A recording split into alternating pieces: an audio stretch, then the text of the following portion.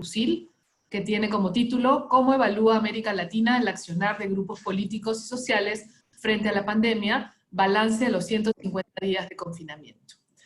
El día de hoy vamos a presentar los resultados de una encuesta realizada recientemente en esta acción conjunta de la red sobre las acciones políticas y el accionar de las instituciones en tiempos de COVID-19 mediante las ponencias magistrales de nuestros oradores invitados el día de hoy.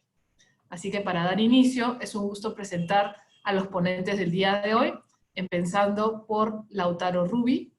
Lautaro es licenciado en Gobierno y Relaciones Internacionales de UADE, licenciado en Política y Administración Pública por UADE, tiene un posgrado en Seguridad Internacional por el NPS Global, magíster en Estudios Internacionales de la UTDT, candidato a doctor en Estudios Internacionales por la misma universidad, becario doctoral del CONICET, y es profesor e investigador en UADE, especialista en Relaciones Internacionales, Metodología de la Investigación Social y Seguridad Internacional, secretario e editor de informes de opinión pública del Centro de Investigaciones Sociales CICES. El día de hoy también vamos a tener con nosotros a Fiorella Ormeño. Fiorella es consultora internacional en temas de gobernanza y gestión estratégica. Actualmente se desempeña como líder de proyectos para Delivery Associates, firma consultora británica con presencia en más de 20 países, asesorando a sus respectivos gobiernos e instituciones públicas.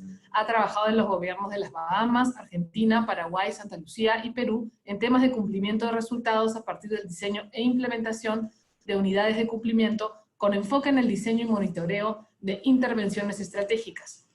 Ex jefa de Asuntos Políticos de la Embajada Británica en Lima y analista de operaciones del banco.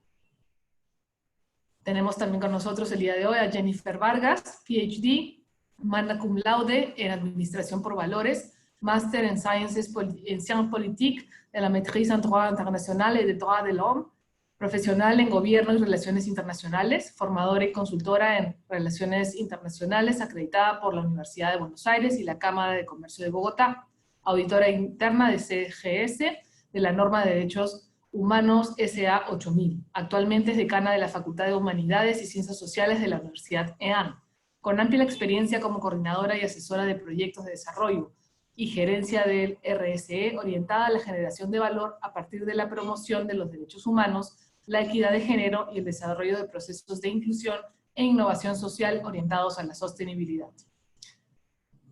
Politóloga e historiadora del Macalester College en Estados Unidos y egresada del programa de Gobernabilidad y Gerencia Política del George Washington University. Bienvenida. Y también tenemos, por supuesto, a Facundo Cruz. Facundo es coordinador académico del programa de gobierno de UADE, es licenciado en Gobierno y Relaciones Internacionales de UADE, magíster en Análisis, Derecho y Gestión Electoral de la UNCAM y doctor de Ciencias Políticas por la misma universidad. Fue becario postdoctoral y doctoral en CONICET y es profesor e investigador de la Universidad de Buenos Aires y de la Universidad Argentina de la empresa UADE. Miembro del Comité Académico del Observatorio de Redes. Publicó su primer libro, Socios, pero no tanto, Partidos y Coaliciones en Argentina, 2013 a 2015, por la editorial UDEVA. Ha presentado diversos trabajos en congresos académicos, nacionales e internacionales sobre las coaliciones electorales y de gobierno, los partidos políticos, las redes electorales, la competencia electoral a nivel subnacional, las instituciones de gobierno y los mecanismos de financiamiento partidario. Edita regularmente el blog El Leviatán de Asuelto. Así que bueno, bienvenidos a todos nuestros ponentes el día de hoy y damos inicio entonces a la presentación de Lautaro Rubi. Bienvenidos todos y adelante Lautaro, por favor. ¿Qué tal? Muchas gracias por la presentación. No sé, ahí entiendo que se ve, que funciona todo. Estoy presentando pantalla bien. Buenas tardes, buenas noches en Argentina, Colombia, Perú y quien más nos esté viendo. La idea del webinar de hoy era hacer un pequeño balance sobre las medidas políticas y los comportamientos sociales de distintas instituciones, grupos sociales en cada uno de estos países. La idea originalmente surgió a partir de una encuesta que se había hecho en Argentina en el mes de abril, sobre el mismo tópico, que había dado resultados bastante interesantes. La llevó a cabo adelante el CIS, el Centro de Investigaciones Sociales, representativo a nivel nacional, y dio un par de cosas interesantes. Fueron pasando los meses, como todos en América Latina sabemos, lamentablemente la situación no se solucionó, sino todo lo contrario. Recién estábamos viendo con el grupo de exponentes que hasta el título ya nos va quedando antiguo, porque ya se van a sumar en la Argentina prácticamente como 184 días, hasta el 20 de septiembre acaban de extender la cuarentena, así que nos pareció positivo hacer una nueva reevaluación sobre las medidas políticas que se fueron llevando a cabo y poder hacer algunas comparaciones. La encuesta que se llevó a cabo, a ver si puedo compartir, ahí está. Llevamos adelante una nueva encuesta en las últimas 2 semanas. Cabe advertir que no es representativa esta encuesta, tiene ciertas limitaciones en cuanto a la población objetivo, en cuanto a la muestra, y sin embargo, lo que nos llamó la atención es que los resultados no eran demasiado distintos, al menos en el caso argentino, respecto de lo que habíamos visto, lo cual lo vemos en términos positivos metodológicamente.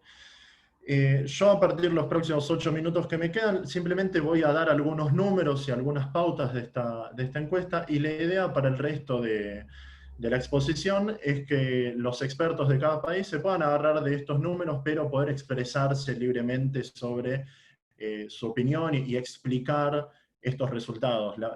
Yo simplemente me voy a limitar a describir los resultados sin dar ningún aporte sustancial, ya que ellos son los grandes expertos en política nacional. Bueno, en primer lugar, en lo que respecta a la encuesta, se le consultó a la gente cómo evalúa las políticas en términos de salud pública. Acá vemos que claramente la Argentina es el que mayor valoración positiva asignó a las medidas adoptadas a nivel nacional, un poco más del 60% de valoración positiva, mientras que Perú es el que peor valoración da. Menos de 4 de cada 10 personas valoraron positivamente las medidas en términos de salud pública, mientras que 6 de cada 10 las valoraron negativamente. Colombia representó un intermedio entre estos dos casos. Más allá de eso, lo que resulta muy interesante es el contraste con esta segunda pregunta que viene a continuación. Siempre se habló, o al menos en la Argentina y en realidad en todo el mundo, sobre este debate entre economía y salud, como si fuera una balanza donde si se pesaba más uno, pesaba menos el otro. Y llamó mucho la atención advertir que al menos en estos 3 casos, ese debate es bastante tangible, bastante realista. Se ve que Perú, contrario a la pregunta anterior, que evaluaba menos positivamente las medidas en términos de salud, es el que más positivamente las evalúa en términos de economía. Esto hablando de las medidas políticas a nivel nacional. Mientras que Argentina tiene la valoración negativa mucho más marcada en términos económicos. Simplemente si uno hace este pequeño juego de ir hacia adelante y hacia atrás, se ve cómo se invierte totalmente la valoración y se puede ver este debate de forma bastante tangible.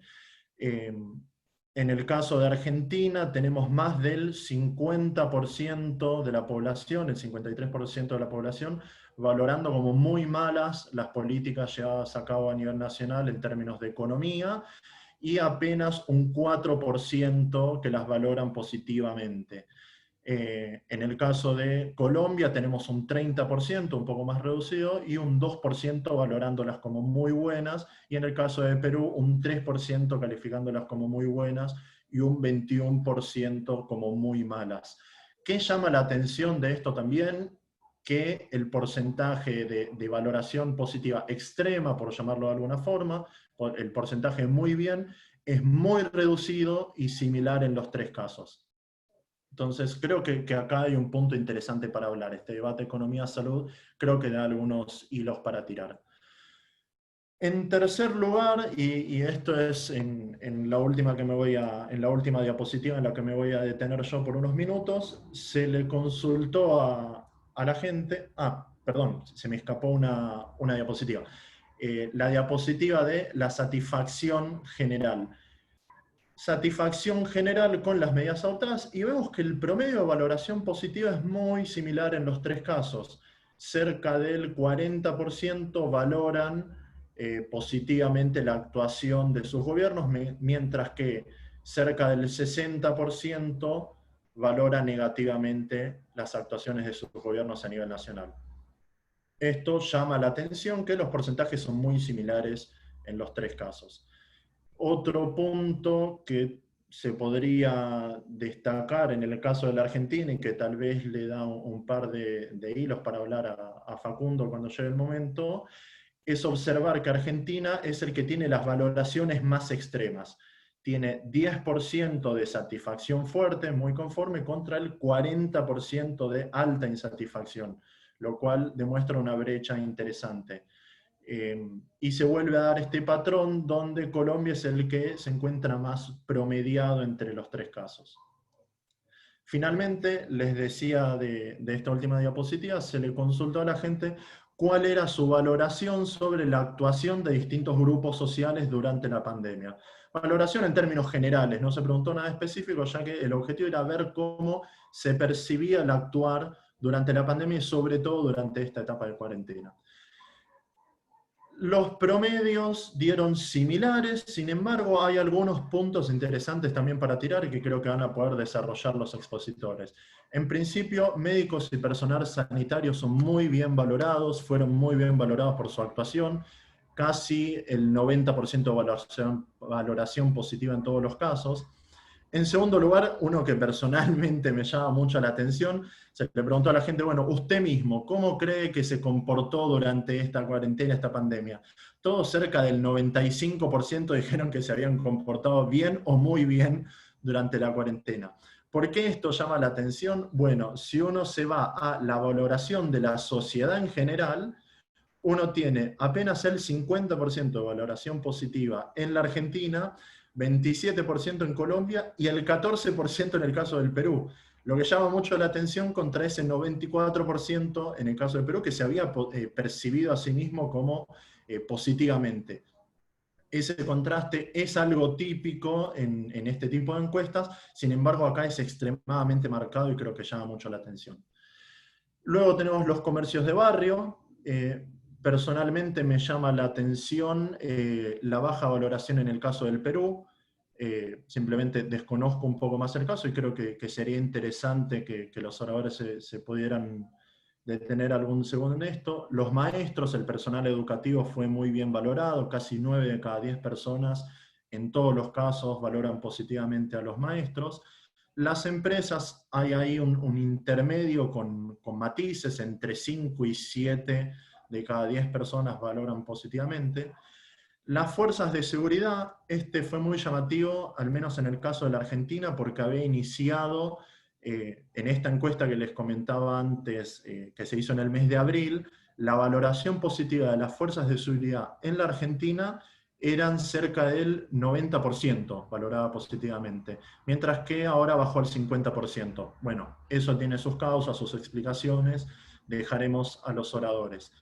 Llama la atención también una valoración intermedia en el caso de Colombia y una valoración muy positiva en el caso del Perú, distanciada respecto de los otros dos casos. La sociedad general, ya lo mencioné, el gobierno nacional, tenemos 45% de valoración positiva, en el caso del Perú es la valoración positiva más alta, mientras que en el caso de Argentina se reduce al 99%, y en el caso de Colombia al 33%, es decir, solamente 3 de cada 10 personas valoraron positivamente el accionar del gobierno. Llama la atención, la valoración negativa del gobierno nacional en el caso de Colombia fue del 70% por su actuación en cuarentena. Iglesia y los líderes religiosos, lo que nos llamó la atención fue un alto nivel de desconocimiento sobre sus prácticas, excepto en el caso de Perú, donde era mucho más marcada la valoración positiva. Medios de comunicación, apenas 1 de cada 3 personas los valoraron positivamente por su actuar en cuarentena, en los casos de Argentina y Colombia. Una valoración positiva un poquito más alta en el caso del Perú, no demasiado. Y por último, los que llaman mucho la atención y tienen sus explicaciones, creo yo, en el contexto latinoamericano y está atado a razones históricas, culturales y mucho más, y también sobre su actuación durante la cuarentena, y creo que acá tendrán mucho para hablar los oradores, la valoración sobre los poderes legislativo y judicial, vemos que 2 de los 3 grandes poderes del Estado son valorados de forma muy negativa por su actor en esta cuarentena.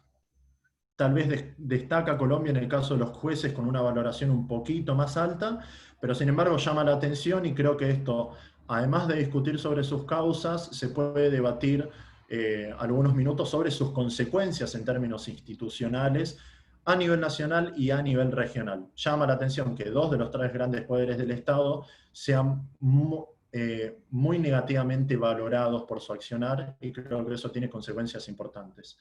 Por mi parte, nada más que decir que estas cuestiones descriptivas dejo ahora a los expertos para que puedan comentar sobre los casos.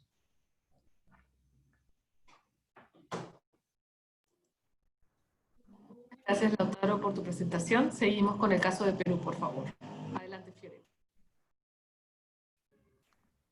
Muchas gracias. Muchas gracias, Lautaro, por la información, por los datos, y muy buenas noches con todos. Es un gusto poder compartir panel con tan distinguidos colegas y discutir un tema realmente urgente y bueno, preocupante a futuro. Me toca hablar del Perú, y como seguramente muchos de ustedes saben, estamos liderando el ranking más negativo en esta pandemia, que es la tasa de mortalidad por el COVID-19, que es de 86.67 muertes por cada 100.000 personas en Perú. Tenemos 630.000 contagiados y más de 28.000 muertes según el registro oficial. Según el registro no oficial, y como ya han indicado algunos estudios, esta tasa es muchísimo más alta. El marco que voy a utilizar hoy día para un poco comentar el caso peruano y pensar en lo que se puede hacer a pesar de este escenario muy negativo que estamos viendo, es el estudio que ha lanzado Deliver Associates, la empresa para la que trabajo, y Pemandu Associates, que se llama Global Pathfinder. Este estudio ha identificado 5 características en los gobiernos más exitosos respondiendo a la pandemia. Estos 5 elementos son, primeramente, el hacer pruebas de manera masiva. Países como Nueva Zelanda, pero también Corea del Sur, por ejemplo, Uganda, han tenido resultados muy exitosos respecto de hacer estas pruebas de manera masiva. En algunos casos han tenido muchos recursos para poder hacer estas pruebas, pero cuando no los han tenido, han recurrido a la toma de pruebas focalizadas. Ahora voy a comentarles que en el caso de Perú, si bien se hizo un esfuerzo grande por hacer pruebas, la mayoría de pruebas que se han tomado en el país han sido pruebas rápidas, ¿no? Luego voy a entrar un poco más en detalle del caso de Perú, pero para darles un poco de contexto, los países que lograron esta toma de pruebas extensiva han tenido un mejor control del crecimiento de la curva de la pandemia. Eso a la par con la segunda característica de estos países, que ha sido el seguimiento de contactos. En Nueva Zelanda, en Jordania, por ejemplo, desarrollaron aplicativos especiales para poder seguir a las personas, que no solamente los contagiados que identificaban a través de estas pruebas que se tomaban, sino además todas las personas con las que habían tenido contacto antes de que sus conocidos, digamos, dieran positivo. Hay algunos países que utilizaron, como por ejemplo Malasia, que utilizó la triangulación de señal de teléfonos luego de un testeo positivo de una prueba, de un resultado positivo de una prueba, y lo que hicieron ellos más adelante, cuando ya desarrollaron un aplicativo para poder rastrear contactos y mejorar así el monitoreo de la evolución de la pandemia, fue ofrecer un incentivo económico a las personas de $10 por cada persona que descargaba el aplicativo de rastreo. Eso permitió que pudieran realmente tener un rastreo muy cercano de los casos activos, pero también de aquellas personas que habían estado en contacto con casos activos. Entonces, ambas medidas, la toma de pruebas de manera masiva y el seguimiento de contactos, han sido muy buenas prácticas en el control de la pandemia. Las medidas estrictas de confinamiento vienen como tercer elemento importante, pero con consecuencias. Sabemos que en nuestros países el cierre de fronteras fue relativamente rápido luego de la identificación del primer caso. Tenemos países como Uganda, que cerró sus fronteras incluso antes de registrar un primer caso. Y aparte del cierre de fronteras, el, digamos, cierre en muchos casos total de actividades económicas y actividades productivas, ha ayudado a controlar el impacto de la pandemia. En Perú, por ejemplo, eso no ha funcionado como se esperaba, a pesar de lo estricto que fueron estas medidas al inicio. Corea del Sur es un ejemplo de cómo concentró su estrategia en la toma de pruebas, el rastreo de casos, y no necesitó tener una estrategia tan estricta de medidas de confinamiento. Lo que hicieron ellos en su lugar era, luego del aislamiento de las personas que eran identificadas como casos positivos o casos con síntomas activos o casos asintomáticos, fue de monitorear el celular de estas personas e imponer multas de $2.500 cuando se incurría en una falta. La cuarta característica de estos países que han tenido éxito es la reapertura en el momento justo y con los datos que respalden la decisión. Los mejores ejemplos en ese caso han sido Australia, Nueva Zelanda, que además de todas las medidas anteriores, tomaron y planificaron muy cercanamente la reapertura de sus actividades económicas. En el caso de Australia, por ejemplo, cada fase está separada por 3 o 4 semanas para poder para permitir evaluar con tiempo. Ahora, el uso de datos y la transparencia de esos datos ha sido clave en todos los países que han tenido una historia, por decirlo así, de éxito en el control de la pandemia.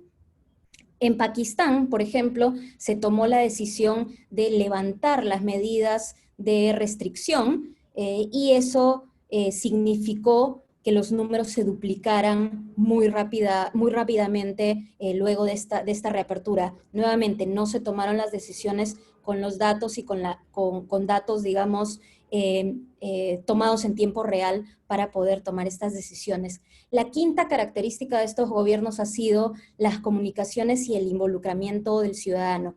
El esfuerzo de comunicación centralmente coordinado, que además de información te da datos constantes y te ayuda a desmentir todas aquellas noticias falsas que están circulando y que estamos viendo en redes sociales e incluso en algunos medios de comunicación en nuestros países, que tiene un poco relación con algunas de las estadísticas que hemos visto en la encuesta que han respondido para Perú, la desconfianza de los ciudadanos en los esfuerzos de comunicación, tanto del Ejecutivo como de los medios de comunicación. En Malasia, por ejemplo, la central de estadísticas se mantuvo actualizada a lo largo del proceso. El Ministerio de Salud, a través del Director General de Salud, tenía un mensaje constante y diario hacia los ciudadanos, que además incluía mensajes de texto diarios y masivos a todas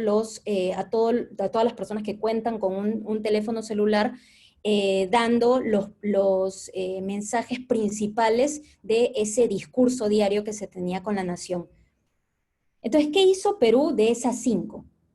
Y para entender un poco, porque los que conocen el caso peruano saben que de una u otra forma las 5 se implementaron, esas 5 características exitosas fueron implementadas en Perú, pero lo que tenemos nosotros es que un inicio con una línea de base muy frágil, con 1.6 camas UCI por cada 100.000 habitantes. Así comenzamos la atención de la pandemia en Perú, comparadas con las 18.9 de Argentina, las 10.7 de Colombia. Para contrapesar, y además Perú tiene una informalidad sustancial de casi el 70% de su población. Para contrapesar, digamos, una situación bastante precaria de inicio y de entrada a esta pandemia, es que Perú ha sido un país y es un país con una solidez fiscal que le ha permitido tomar ciertas medidas, sobre todo de incentivos económicos y de expansión de su oferta hospitalaria con relativa rapidez. Como les decía antes, Perú inició haciendo todas las 5 características de los gobiernos exitosos. Si revisamos la prensa y nacional e internacional de esos primeros días de la pandemia, nos encontramos con que Perú era visto como un caso de éxito, con medidas de confinamiento social sumamente estrictas.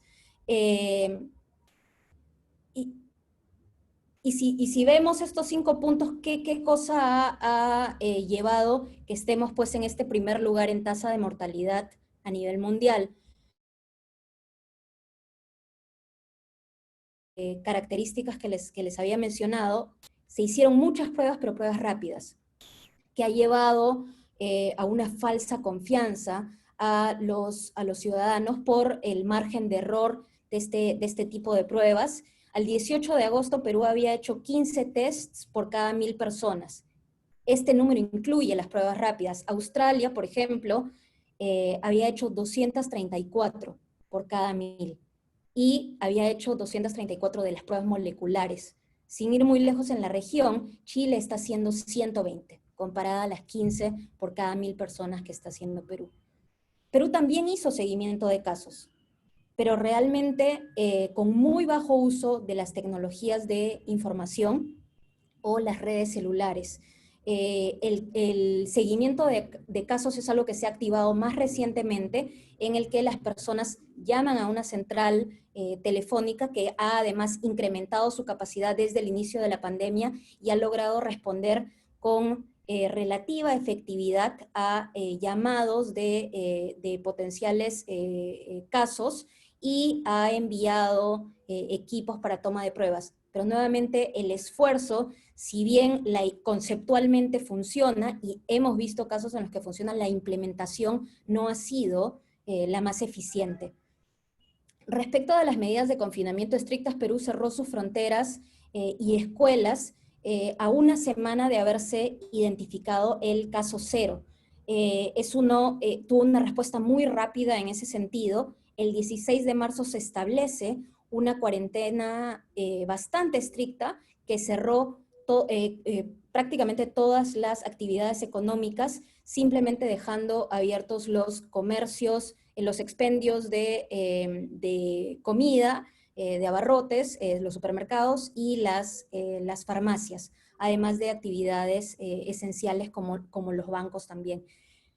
Cerró, pero cerró en un contexto de informalidad, cerró en un contexto de ya desconfianza desde antes de la pandemia a la autoridad, a sus diferentes autoridades, policía, lo hemos visto en la encuesta, policía, la desconfianza en las autoridades judiciales. Entonces fue un proceso muy complejo, y si bien se acató en un primer momento con relativo éxito, no se trabajó a la par estas medidas de confinamiento estricta con las otras 2 condiciones importantes, como el seguimiento de casos y la toma de pruebas masivas.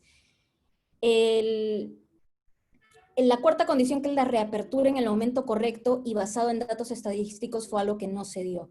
Existió mucha presión para reabrir la sociedad. La cuarentena además se fue dando, el 16 de marzo se anunció una cuarentena por un periodo de 2 semanas que se fue expandiendo, y llegamos al 1 de julio con ya la mayoría de actividades económicas informales reaperturadas, y con mucha presión del empresariado para poder reaperturar las actividades. Sí hubo un plan y sí existe un plan de reapertura escalonada. A la fecha ya el 96% de las actividades productivas se ha retomado, pero no fue una decisión tomada necesariamente en datos estadísticos, porque los números de contagios identificados, a pesar del limitado número de pruebas que se han estado tomando, seguía en aumento. A pesar también que estas dos anteriores, digamos, las medidas de confinamiento y la reapertura, vienen además con un paquete muy grande de 12 puntos porcentuales del PBI de rescate económico dirigido a individuos y a empresas. El gobierno ha dado múltiples bonificaciones a lo largo del periodo de cuarentena para la población más vulnerable, con las obvias limitaciones que bases de datos precarias van a traer. Pero en sí, incluso la implementación de la entrega de esos bonos llevó a contagios, por ejemplo, en bancos, donde las personas, si bien recibían la información para cobrar el bono y se les pedía que no se acerquen, tienes un país en el que la población, no solamente rural, sino además urbana, no tiene un uso masivo de las herramientas tecnológicas para lo que son servicios bancarios. Y la quinta característica, que tiene que ver con las comunicaciones e involucramiento, esto también fue algo, cuando veía estos números pensaba si esta encuesta se hubiese aplicado al inicio, digamos, en las 2 primeras semanas de las medidas de confinamiento, los números hubiesen sido muy distintos, porque además el presidente salía cada día en conferencias de prensa comunicando los avances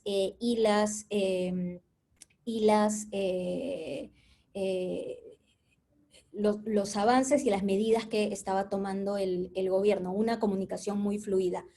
El presidente ha dejado ya en los últimos meses de comunicarse con la población a diario, pero además tampoco ha habido ese mensaje centralizado, que es una de las características que se ha resaltado como importante.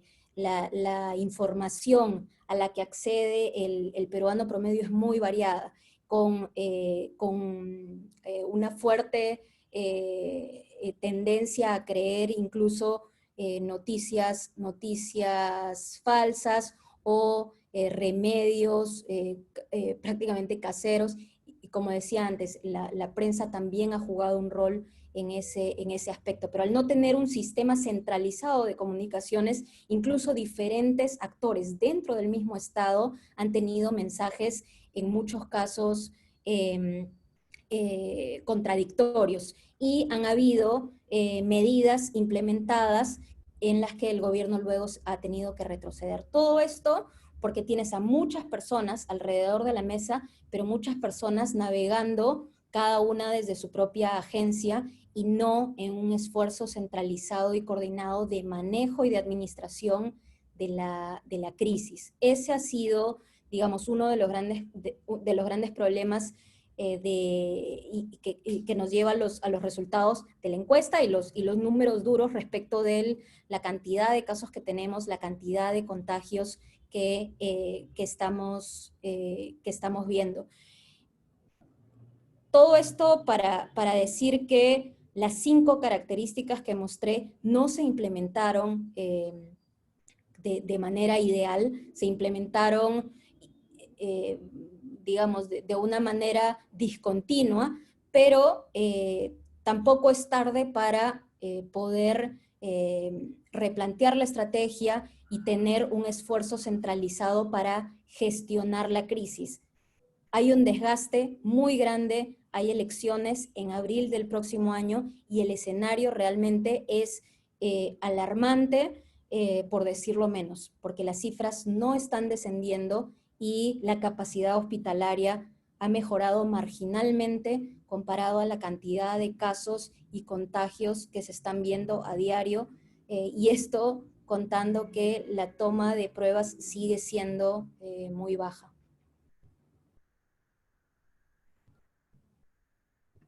Muchas gracias, esa es lo que yo quería compartir con ustedes, y sé que vamos a seguir discutiendo a lo largo de la sesión. Muchas gracias, Fiorella. Seguimos con el caso de Colombia. Adelante, Jennifer, por favor, bienvenida. Bueno, a quienes nos acompañan en esta tarde, noche ya en Colombia, muchas gracias. Vamos a presentar el análisis de los resultados de la encuesta en Colombia. Y pues en primer lugar, lo que nosotros vemos al comparar los resultados de los dos países, Perú y Argentina, con los resultados de Colombia en el primer aspecto evaluado, que es en salud. Se observa que en Colombia lo que se califica como bien son las políticas planteadas por el gobierno a nivel nacional, es donde tenemos una mejor calificación. Una tercera parte califica como mal las políticas que se tomaron desde el gobierno nacional para abordar la problemática de salud por la pandemia, y un 2% como muy mal. Esto, como ya lo mencionó Fiorella, pues cuando comparamos con la realidad de cómo estamos hoy frente a en cifras, frente a la pandemia, pues nos damos cuenta que, a diferencia de Perú, que cabeza lastimosamente el ranking con muertos por cada 100.000 habitantes, Colombia pues se encuentra en el lugar 15 de este ranking. Tenemos a la fecha 582.000 casos, 418.000 personas recuperadas y 18.468 muertos.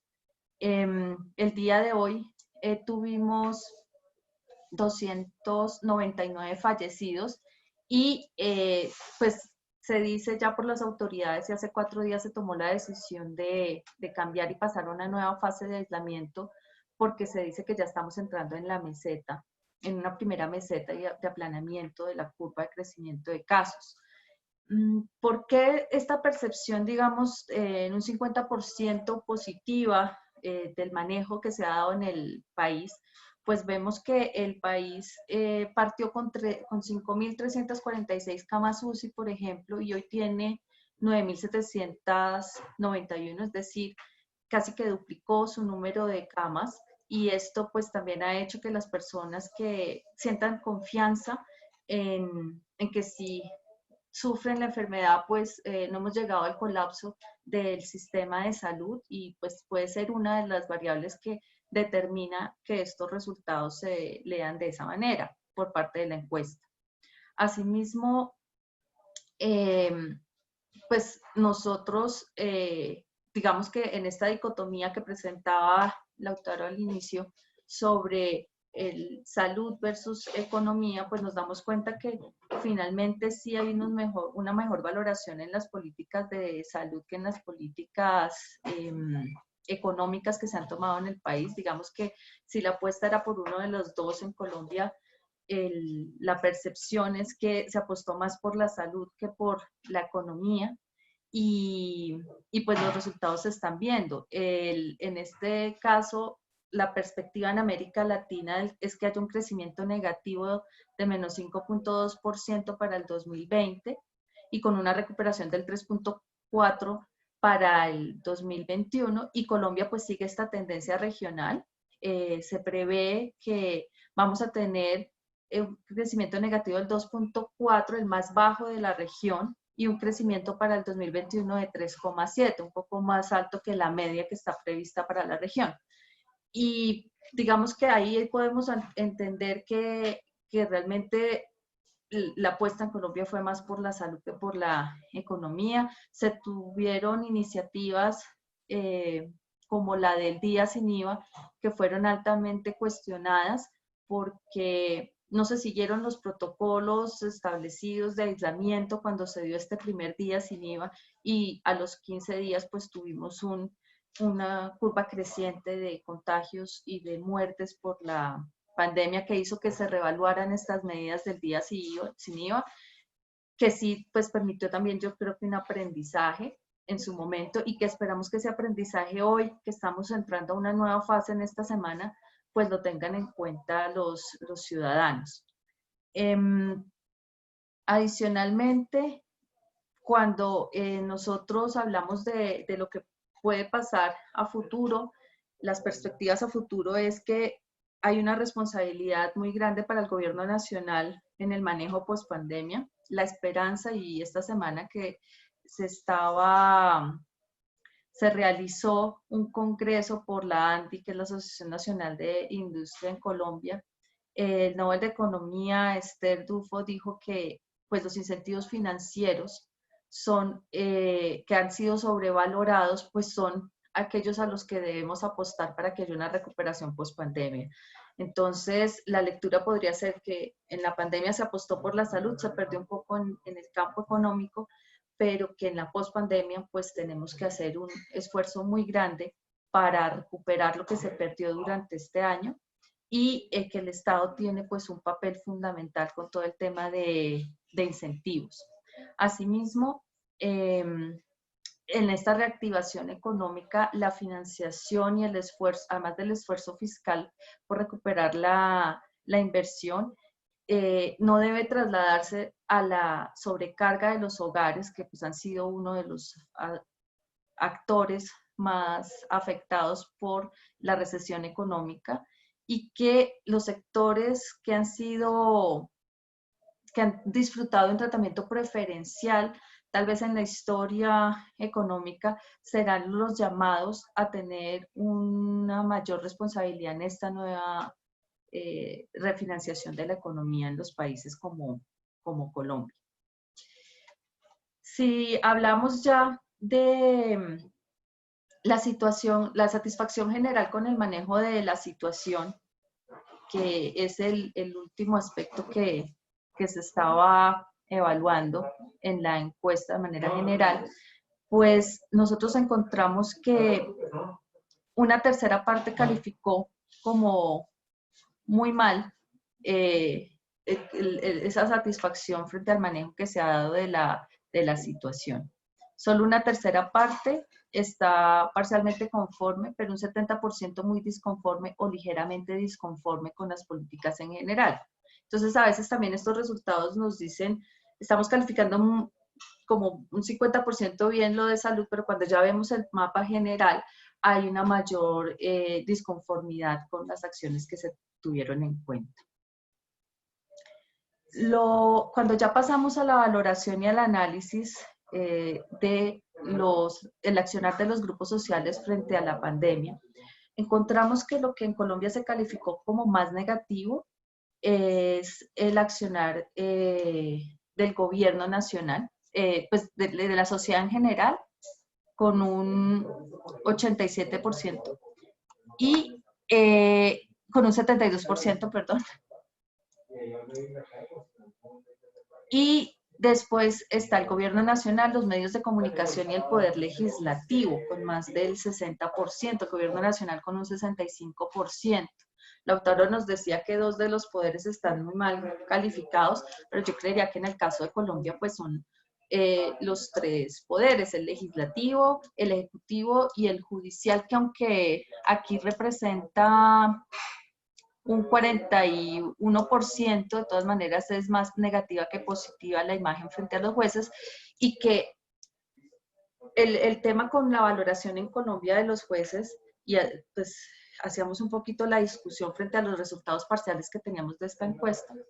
En Colombia se debe un poco a la lejanía que hay muchas veces entre el poder judicial y los ciudadanos. Realmente uno le pregunta a un ciudadano promedio cuántas veces ha asistido a un juzgado o hace uso de los servicios judiciales, pues no es tan cercano como el gobierno nacional, ni pues por las noticias que permanentemente hay del poder legislativo. Entonces un 20% en Colombia, por ejemplo, no valoró la acción de los jueces porque realmente no es una institución que se sienta muy cercana al día a día de los ciudadanos y que se materialice frente a la pandemia en un accionar que uno pueda calificar como bueno o malo. Creo que aquí la calificación fue más a nivel general, aunque desde el Poder Judicial acá hay medidas como, por ejemplo, en Colombia tenemos la acción de tutela, que es una medida que protege derechos fundamentales y que esto es un mecanismo que se presenta ante los jueces de la República,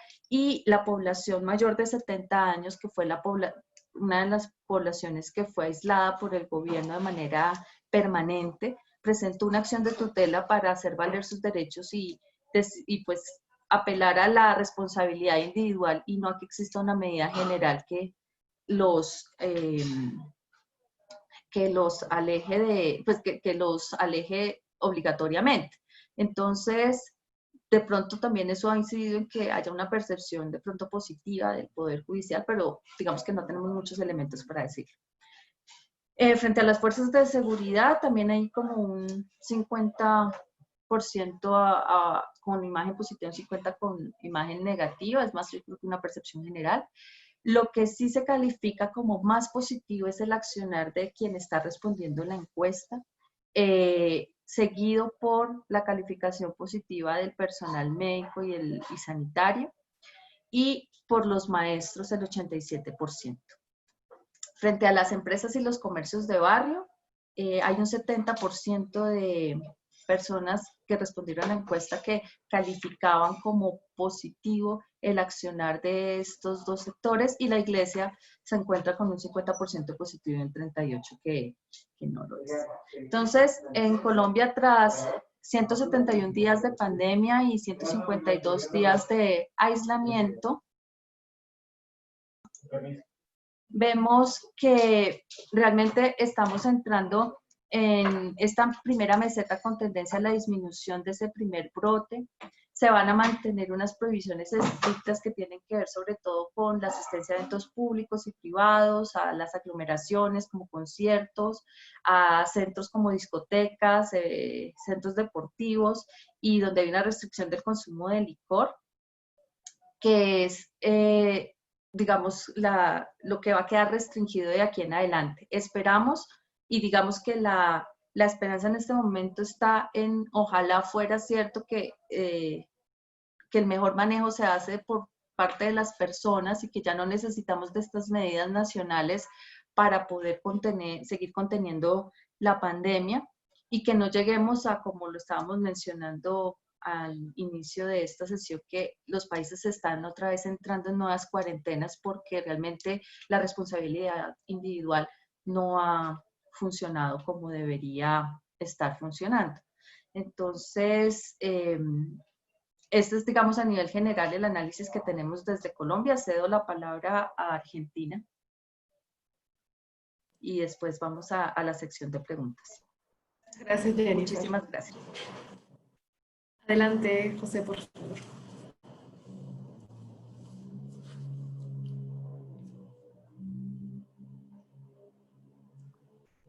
Sí, ahí me avisó Facundo que tuvo un problema de conexión y ahora está conectado desde el celular.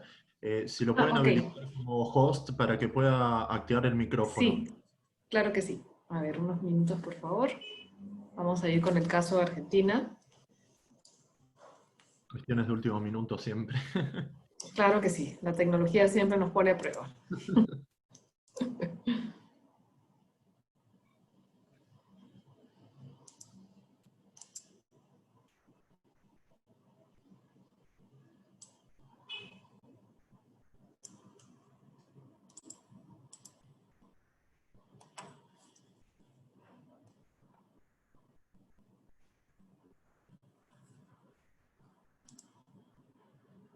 Ahí la tenemos.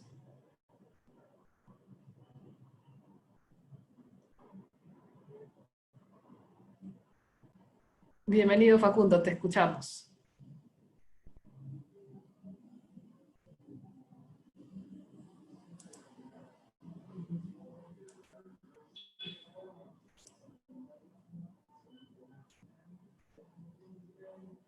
¿Todavía no tenemos tu audio, Facundo?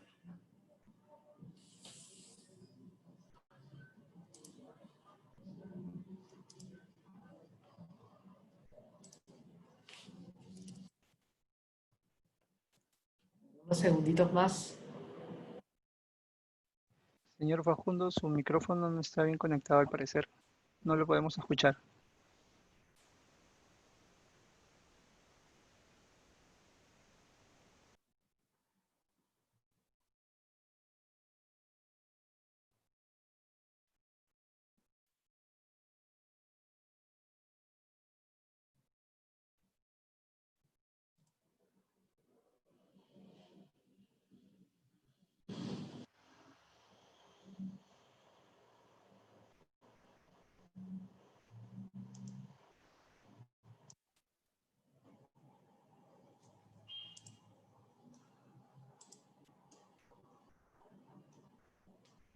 la introducción a la presentación Sí, estaba pensando de en Facundo. esto.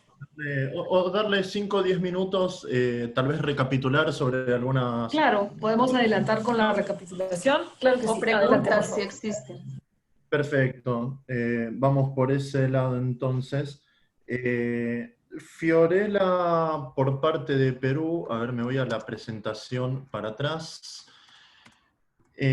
Por parte de Perú nos había comentado muy interesante estas 5 grandes medidas que habían tomado los países que mejor habían manejado la pandemia y los problemas que se tenían en Perú por no adoptar del todo. Si bien ella mencionaba que se adoptaron algunas de estas medidas, no se adoptaron en su totalidad o fueron algo intermitentes o había cuestiones presupuestarias, cuestiones burocráticas.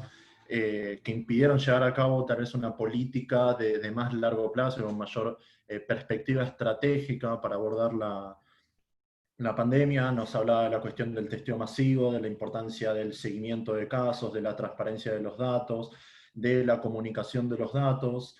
Me llamó mucho la atención, más allá de los problemas comunes que hay en América Latina, como cuestiones de falta de presupuesto, la informalidad de la población, la dificultad para hacer el seguimiento de casos, me llamó mucho la atención esta cuestión de la creencia de los peruanos en general sobre distintas medicinas prácticamente mágicas, como decía ella, y cómo ser receptivos a mucha información que no necesariamente era oficial, y los problemas que tenía la falta de una centralización de la información. Eso me parece como uno de sus principales valores destacados y que me llamó mucho la atención en el caso peruano.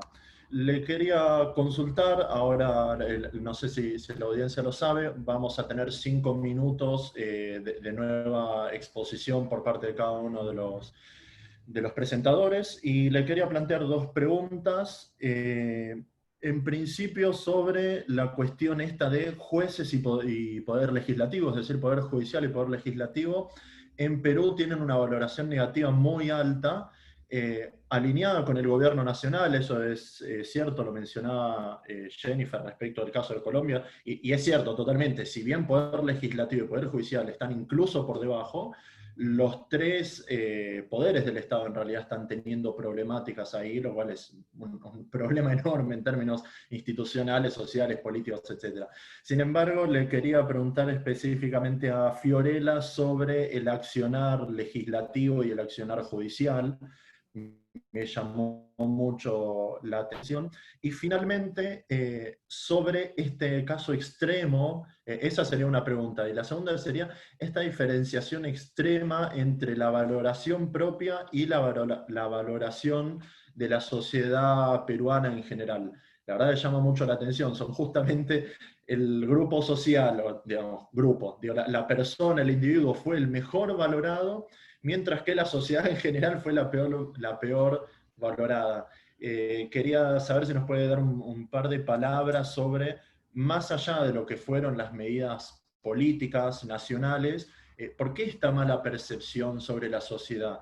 ¿Qué es lo que está pasando? ¿La sociedad no respeta? ¿La sociedad no entiende? ¿La sociedad no se adapta? ¿La sociedad no es consciente?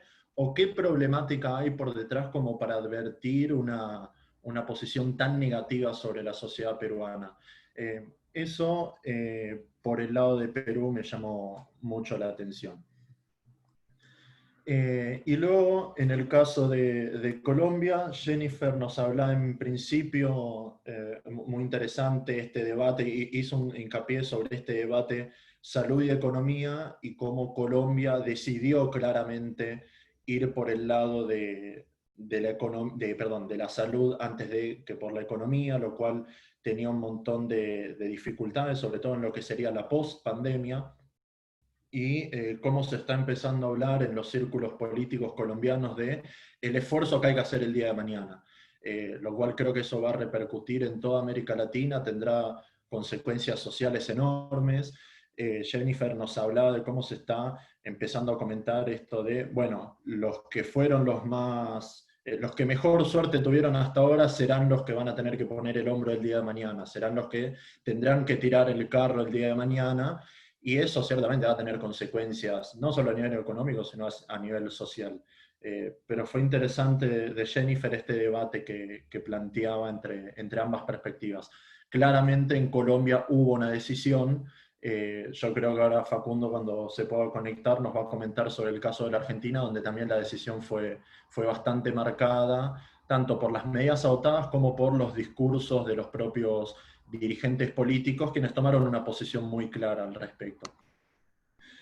En cuanto a preguntas, le quería hacer a Jennifer, quería saber si nos puede comentar un poco sobre las consecuencias que tendrá toda esta baja valoración de los tres poderes. Incluso Jennifer marcaba que los jueces hasta están un poquito mejor vistos que el gobierno, que el poder ejecutivo y que el poder legislativo. Sin embargo, vemos que ninguno supera más del 40% de valoración positiva. Sobre todo el poder legislativo, apenas 1 de cada 3 personas valora positivamente, y un poquito menos que eso también. Quería saber las consecuencias a nivel institucional y nivel social. Sabemos que Colombia tiene una historia cargada por una variedad de cuestiones y conflictos internos que lo hacen un país muy relevante en términos de instituciones. Digo, las instituciones en Colombia han tenido sus problemáticas, han sido vapuleadas, han sido discutidas, han logrado consenso en los últimos 2 mandatos presidenciales, han logrado un mayor consenso y han logrado resolver problemáticas. Me refiero específicamente a todo lo que tiene que ver con guerrillas, terrorismo, etcétera, etcétera. Han avanzado muy positivamente, y yo creo, me dirás vos, Jennifer, como experta, que la sociedad comenzó a valorar cada vez más positivamente las acciones del gobierno nacional y los poderes del Estado. Habían empezado a ver con buenos ojos al Estado, por decirlo de alguna forma. Veían que el Estado lograba formar consensos, lograba resolver problemáticas propias de la vida de los colombianos. Resumiendo, quería saber cuál era tu perspectiva sobre las consecuencias que tiene esta pandemia sobre la institucionalidad colombiana. ¿Tendrá consecuencias duraderas? ¿Será algo más bien pasajero? ¿Cómo lo ves por ese lado? Así que bueno, les vuelvo a dar la... ¿Quieres que intervenga yo primero? ¿Interviene Fiorella? No sé. Mantenemos el orden, ¿les parece? Fiorella, ¿estás por ahí? Sí, claro. Gracias por las preguntas. El tema de ambos, Poder Legislativo y Poder Judicial, son factores bien importantes en Perú. Hay un contexto particular. Las elecciones presidenciales y legislativas se dan en el mismo periodo, pero en el caso de Perú, el 30 de septiembre del 2019, el presidente Vizcarra, por una facultad que él tiene, cerró el Congreso que había sido elegido en el 2016, y el nuevo Congreso toma funciones, luego de elecciones generales, de elecciones parlamentarias, toma funciones el 16 de marzo, el día que se activan las medidas de confinamiento en Perú. Este es un nuevo Congreso que a pesar del corto tiempo que tiene en funciones, ha censurado ya un gabinete del presidente Vizcarra. Hay un enfrentamiento abierto entre el poder legislativo y el poder ejecutivo, y el Congreso en muchos espacios ha dado mensajes contradictorios a los del gobierno central, y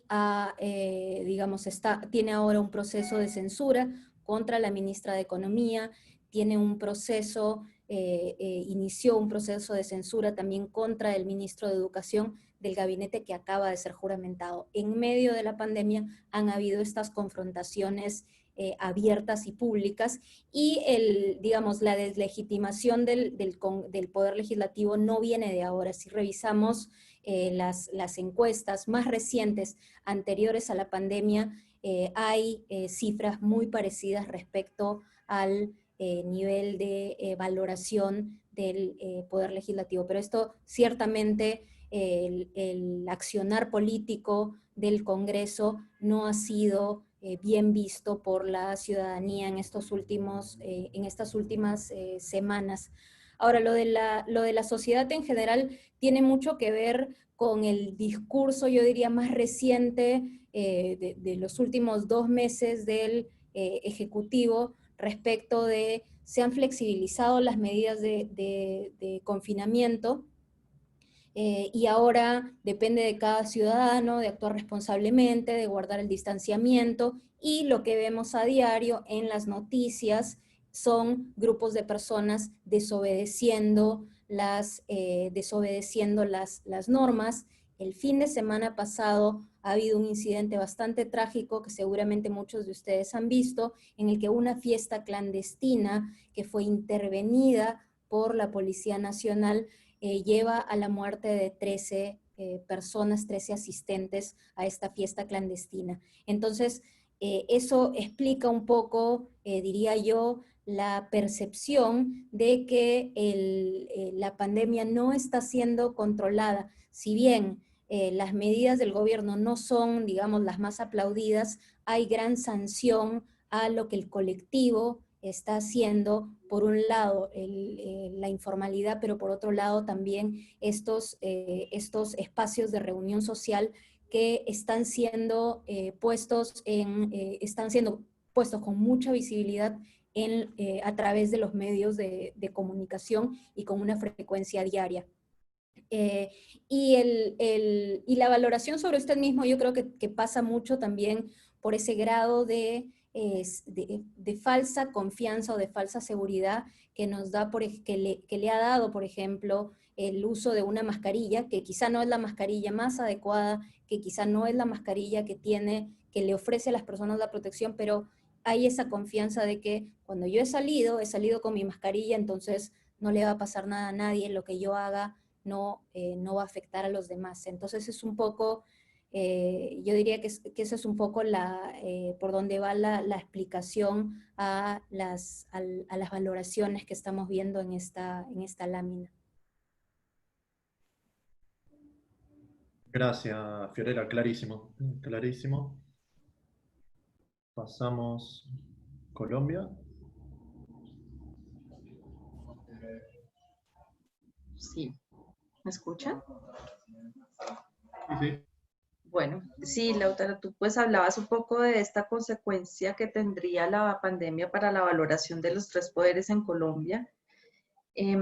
Yo contextualizo también un poco así como lo hizo Fiorella frente al calendario electoral que hay en el país, y es que primero, no estamos en un periodo electoral en este momento.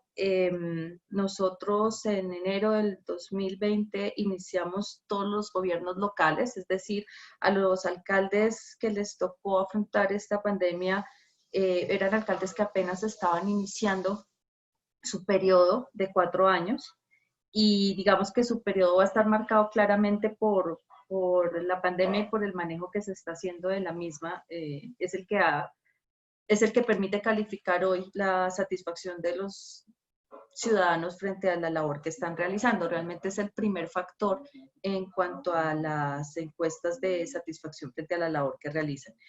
Y por el otro lado, frente al gobierno nacional, pues estamos en la mitad del periodo presidencial. Se acaban de cumplir 2 años del actual periodo presidencial.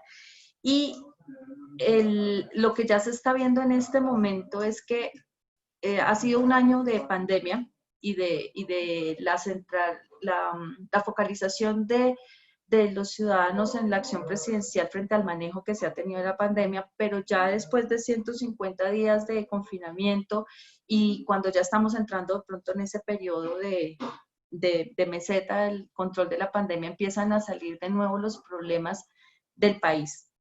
Y en este momento pues estamos en un debate frente a si realmente estamos viviendo de nuevo las masacres que se tenían en el país antes del 2008 o no. Y pues el presidente afirmó en los últimos días que nosotros no estamos teniendo masacres, sino asesinatos colectivos o homicidios múltiples, y que no se puede calificar como masacres, pues la muerte que hemos visto en los últimos años.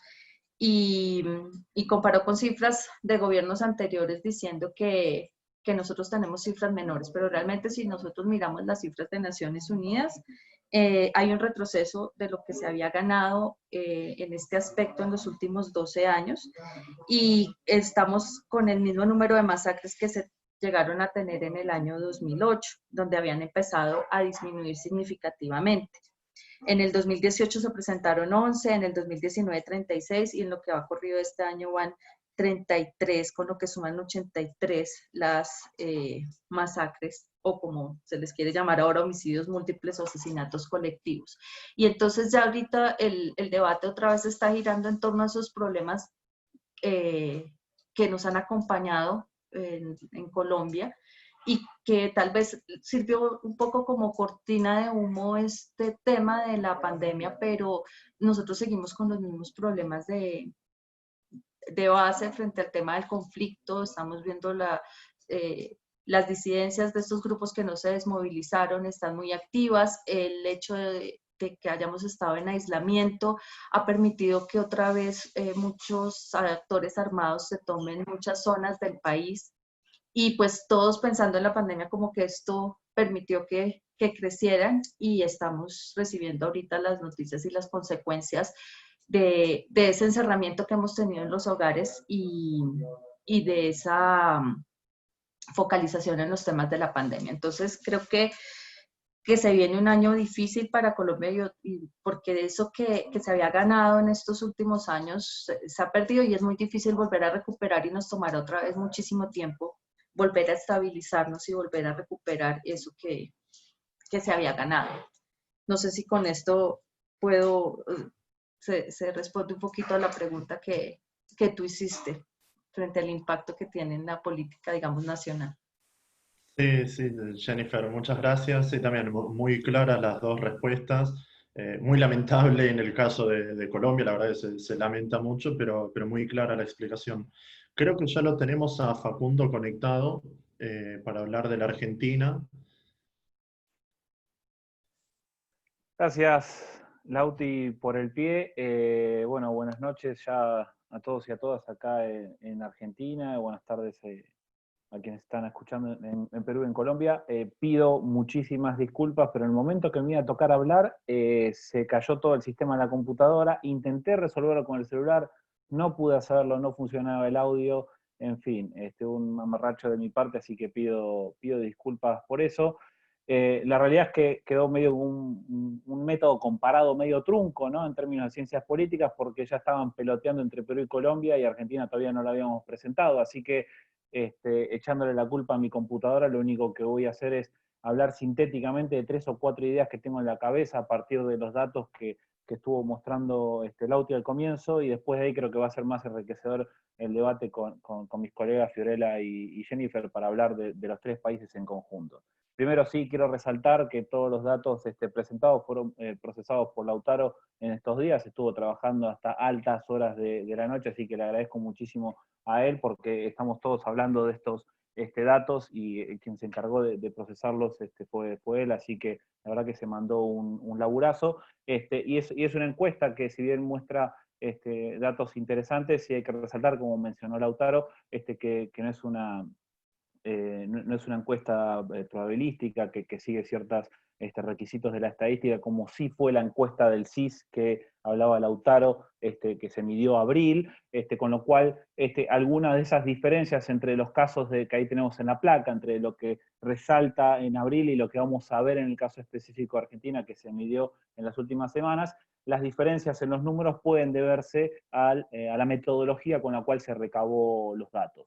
Parte de la diferencia puede ser por cambios en el escenario político y económico y social desde abril hasta ahora, pero parte de las diferencias también se sustentan en las diferentes metodologías que relevaron ambas encuestas.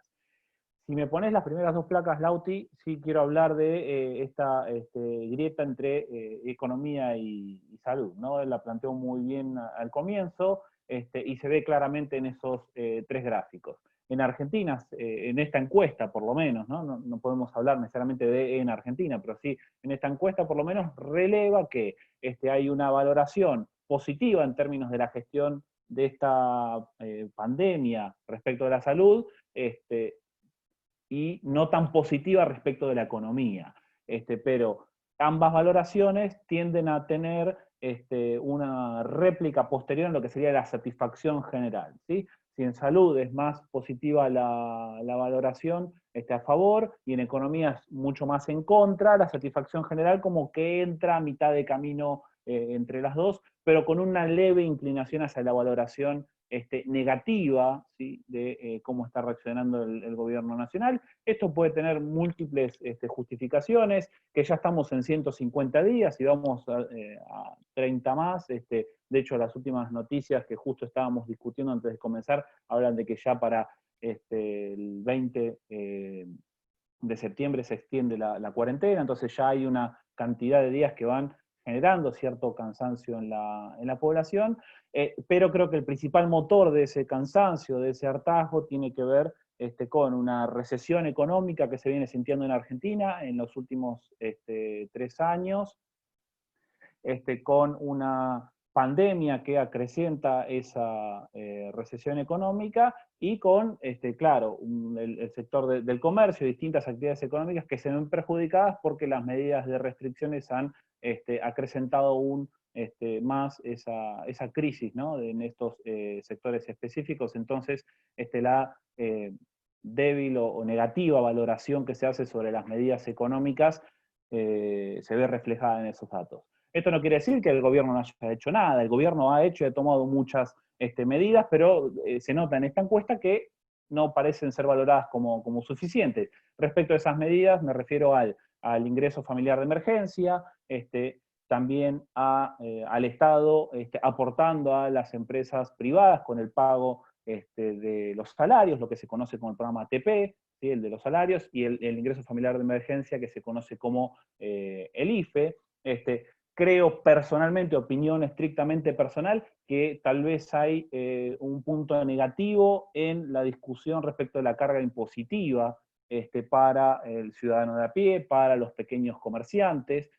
Ahí tal vez el gobierno nacional y el gobierno provincial no avanzó mucho en este proceso de cuarentena respecto de medidas de ese estilo, que tal vez hubieran aliviado la carga impositiva y generado una mayor comodidad para el ciudadano de pie, para el pequeño comerciante. De hecho, la discusión en torno a no cobrar el ABL, que es el impuesto municipal de alumbrado, barrido y limpieza, por ejemplo, en la ciudad de Buenos Aires, empezó a plantearse recién a los 3 meses de la cuarentena, a los 2 meses y medio, 3 meses. Entonces, tal vez ahí podría haber habido un punto en donde los gobiernos nacionales y los provinciales hubieran encontrado un factor para aliviar un poco esa presión, ¿no?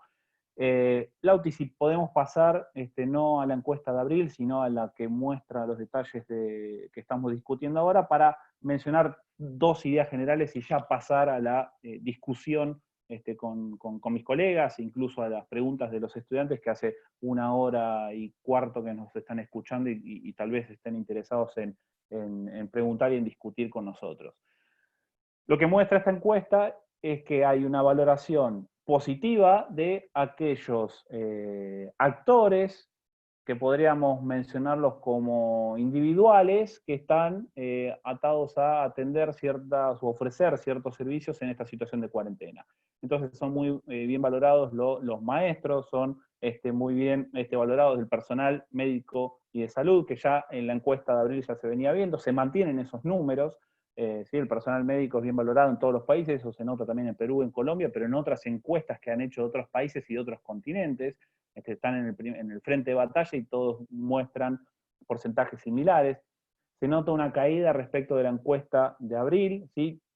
Resaltando de vuelta estas diferencias metodológicas, pero se muestra una diferencia respecto a las fuerzas de seguridad, que estaban muy bien valoradas en abril, y en esta encuesta en agosto aparece una grieta, ¿no? En Argentina le cambiamos el nombre a las cosas por lo general, y en vez de llamar polarización, hablamos de grieta, la grieta en Argentina en términos de la fuerza de seguridad muestra que la mitad valora positivamente su accionar y la mitad lo valora negativamente. Esto podría deberse a recientes sucesos de violencia institucional, o bien también a que las fuerzas de seguridad, tal vez en algunas partes del país, no han estado implementando correctamente las medidas de control y chequeo para el tránsito de las personas. Entonces pueden ser dos justificaciones de por qué esa valoración.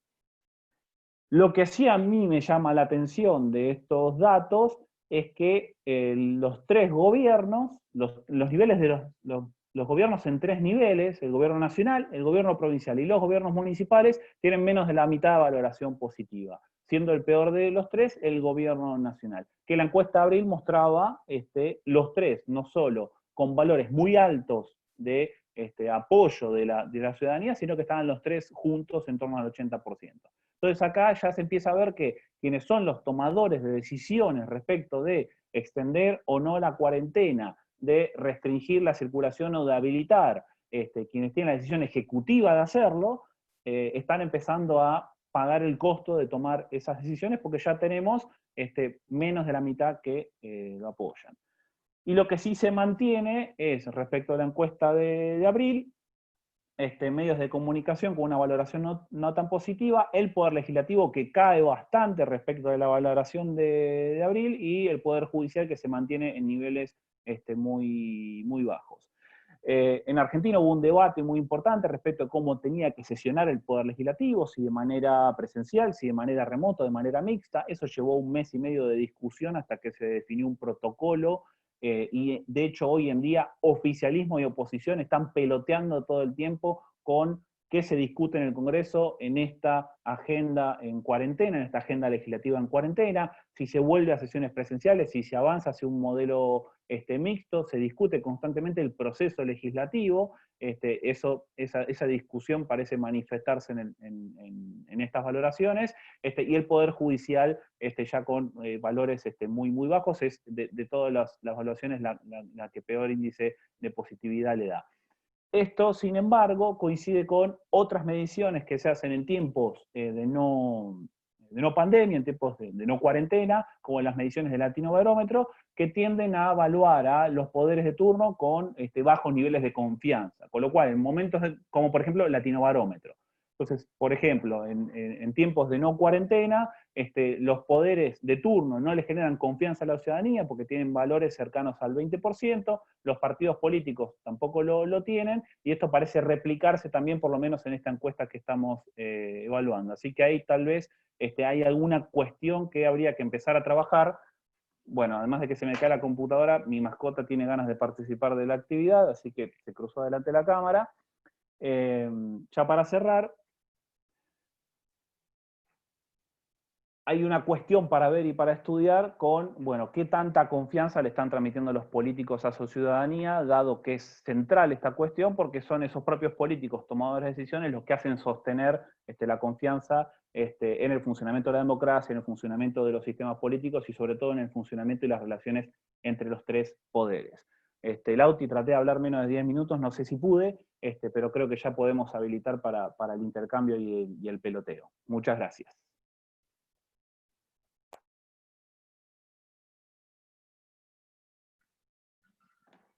Gracias, Facundo. Bueno, ahí la dejo a Sara con la coordinación.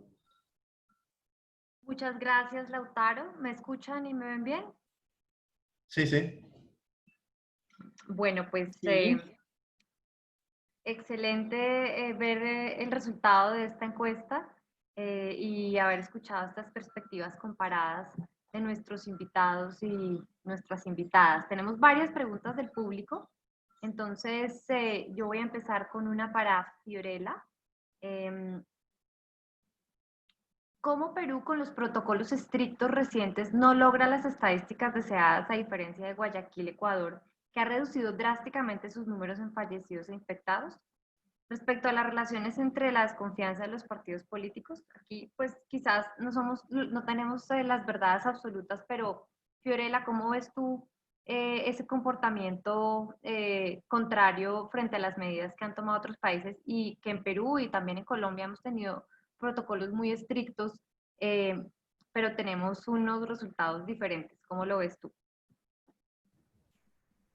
Gracias, Sara. Bueno, sí, en realidad varias cosas, ¿no? La primera, que tiene que ver con factores previos a la pandemia relacionados a la informalidad, a la alta tasa de informalidad en el Perú y a la baja capacidad de respuesta del sistema hospitalario, un sistema muy precario que incluso, como decía antes, se ha aumentado esa capacidad desde el inicio de la pandemia, incluso se ha involucrado al sector privado, pero el sistema está a tope en el nivel público y en el nivel privado. Entonces tienes esos factores previos al inicio de la pandemia un poco dominando y teniendo un impacto directo en las medidas que se han tomado. Respecto a las medidas de confinamiento social, el gran tema pasa por la falta de respeto, ¿no? a las medidas impuestas por el gobierno y la baja capacidad de contención que ha tenido el gobierno luego de las primeras semanas, donde hubo un alto número de contagios de los policías, alto número de fallecidos también de los policías y de las fuerzas del orden que estaban conteniendo y haciendo respetar las medidas de confinamiento. Entonces, al tener su capacidad reducida en el sistema hospitalario, también por contagios de los médicos, en el sistema policial, por el contagio de policías, igual con las Fuerzas Armadas, eso ha mermado en la capacidad del gobierno para poder contener la salida masiva e indiscriminada de las personas. Lo mismo, y los principales focos de contagio no tenían en un inicio las medidas, y cuando han sido implementadas a medias, los mercados, el transporte público. Entonces, a pesar de que los protocolos se implementaron tarde, pero se implementaron, no se están respetando a cabalidad. En el transporte público se supone que las personas tienen que usar una mascarilla permanentemente y tienen que usar el protector facial, y lo que tienes es a los conductores del transporte público prestándole los protectores faciales a los pasajeros para poder pasar los controles que puedan existir en las calles. Entonces tienes mucha informalidad en el respeto a los protocolos y a las medidas establecidas de confinamiento social. Han habido altos índices de personas en comisarías, hay incluso multas ciudadanas que son impuestas a las personas, pero no ha tenido el impacto esperado, porque medidas similares en contextos anteriores a la pandemia tampoco han funcionado. Entonces, tienes ahí tienes problemas que ya venían desde antes, y la pandemia lo único que ha hecho es los ha acrecentado, ¿no?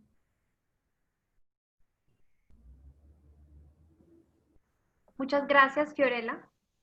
Bueno, yo tengo acá ahora una pregunta para Jennifer, para nuestra decana de la Universidad de Ann, y tiene que ver con un artículo que leí esta mañana en un diario latinoamericano, también de México, que hablaba de la educación a distancia y sus platos rotos. En algunos de nuestros países, según este estudio también, y creo que después también Facundo nos puede dar su perspectiva desde Argentina, se han empezado a delimitar los protocolos estrictos, digamos que ya se empieza a abrir el comercio, los teatros, los bares, los restaurantes, pero los colegios no. Y ahí entramos en esa dicotomía de a quiénes van a ser los más afectados por el confinamiento, y al final del día son los padres de familia, las madres que han tenido que asumir la educación de niños pequeños en los hogares. Entonces, ¿cómo ves estas medidas? ¿Cómo se puede abordar ese reto que tenemos como sociedad, también como de educadores en casa, para terminar este año, ¿no? Porque ha sido un año muy largo, y si se empiezan a abrir sectores que obviamente son muy relevantes para la economía, ¿cómo podemos como sociedad impulsar y también generar esas aperturas de sectores tan importantes como los colegios? Bueno, Sara, muy interesante la pregunta y pues la respondo desde dos perspectivas, desde la perspectiva como docente y como líder de una institución de educación, pero además también como madre porque tengo una hija de 9 años y un niño de 3 años que justamente le toca iniciar su proceso de escolarización bajo estas condiciones. De hecho, previo a este webinar había una reunión del mismo colegio indicando como las medidas que están contempladas para arrancar la formación de un niño, de los niños de 3 años, pero en esta condición de educación remota, por no llamarla virtual, porque con los chiquitos es muy difícil hablar de educación virtual como tal, porque no hay un montaje como tal de ambientes para ellos, sino es más el intercambio con el docente. Y pues el reto es grande en la medida en que esa función de muchos de los docentes, estamos hablando de edades preescolares y de niños en colegios, la educación pues era una responsabilidad que ya había pasado casi que totalmente a las instituciones de educación, y con esta situación vuelven los padres a cobrar un rol muy importante en la educación de los hijos y a asumir de nuevo una responsabilidad que tal vez se había delegado en todos los colegios, y yo no creo que esto todo estuviera tan bien, pero eso era lo que estaba pasando. Y ahora pues hay un mayor involucramiento en la formación de los niños por parte de los padres. Incluso a nivel de educación superior pues también se observa. El padre de un estudiante de universidad desconocía muchas veces cuál era el contenido que se le daba a los hijos. Ahora, en esta situación, cuando el estudiante conecta su computador en un espacio de la casa y tiene un altavoz y sus padres están escuchando lo que es las clases, hemos tenido realimentación de los padres interesados, y a unos que dicen que qué chévere la clase y que se sentaron a escuchar las clases con sus hijos porque les pareció muy llamativo lo que empezaron a escuchar, primero mientras hacían sus actividades y después que permitió como socializar este espacio que a veces es como desconocido para los padres de qué están pasando en las aulas de clase. Entonces hay un mayor involucramiento de las familias con el proceso de educación, y creo que eso ha permitido, y también es un reto, porque cuando no se está desarrollando de la manera adecuada, también tenemos un auditor, digamos, en casa, alguien que está viendo lo que está pasando y que de primera mano puede entrar a calificar si está acorde o no con las expectativas que se tenían. Entonces, demanda una distribución de tiempos distinta. Ya de hecho hay iniciativas que dicen que bajo las condiciones actuales, donde podemos estar en esta alternancia entre, mientras sale la vacuna, entre aislamiento y que volvamos a retomar actividades, de que los tiempos laborales cambien, de que haya una distribución distinta de los días laborales en la semana para que justamente se puedan compaginar estas nuevas responsabilidades que han surgido frente al trabajo, y también por lo que ha exigido el trabajo en remoto, que hay una coincidencia, y de eso también podría haber una encuesta interesante de análisis de cómo se siente más pesado y que hay un mayor desgaste en el trabajo en remoto que cuando estábamos asistiendo de manera presencial. Entonces se ha hablado incluso de que se cambie de 5 días laborales y 2 de descanso a 4 laborales y 3 de descanso, un poco para hacer lograr ese mayor equilibrio, y también pues para la salud misma de las personas, porque terminamos estando sentados ante una pantalla, como creo que nos ha pasado a muchos hoy, que desde las 7 de la mañana estamos frente a la pantalla y van a ser las 8 de la noche y no nos hemos parado, no tenemos actividad física, y la salud también está corriendo un riesgo en ese sentido. Entonces necesitamos cambiar las jornadas también laborales, y se habla también de que no sean las 8 horas en el día, para buscar ese equilibrio.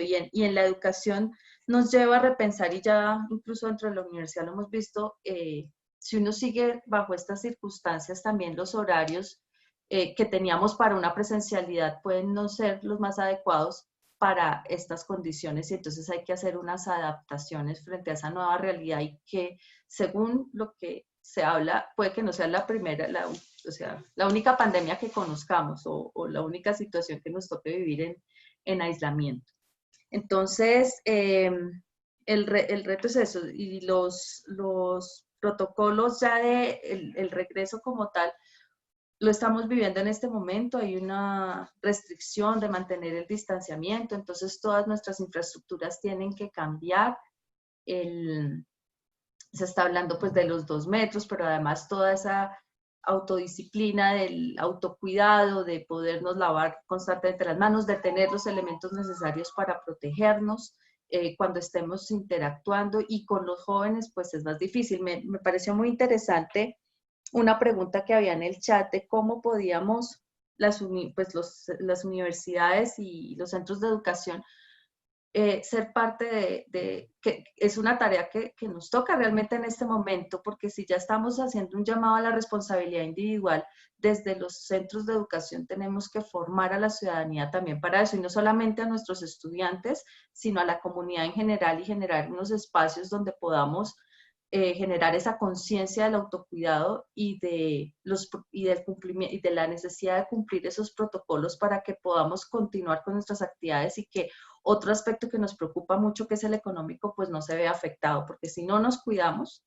no vamos a poder retomar estas actividades económicas que pues nos permiten el vivir también, el llevar a cabo nuestra vida como la veníamos llevando. Entonces, el rol es ese. Desde las universidades es repensar los esquemas que tenemos en la formación, entender que también estamos fiscalizados y que hay que seguir mejorando en lo que estamos dando, en tener cada vez herramientas más disruptivas para el proceso de formación y que llamen y capturen la atención del que está atrás el computador, y de humanizar al que está atrás también. No olvidarnos que estamos tratando con personas, y por eso es que hay que pensar de manera distinta este proceso y ser un motor de multiplicadores de esta generación de conciencia.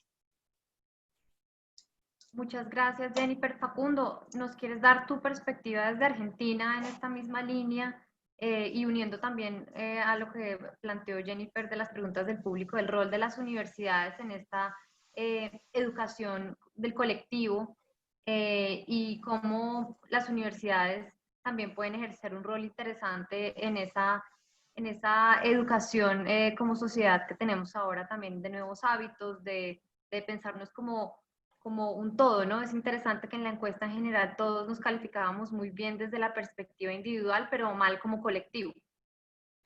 ¿Cómo lo ven desde Argentina? Sí, a ver, hay varias aristas, ¿no? Para tocar del asunto. Yo, mientras iba hablando Jennifer y bueno, vos ibas haciendo las preguntas, iba pensando.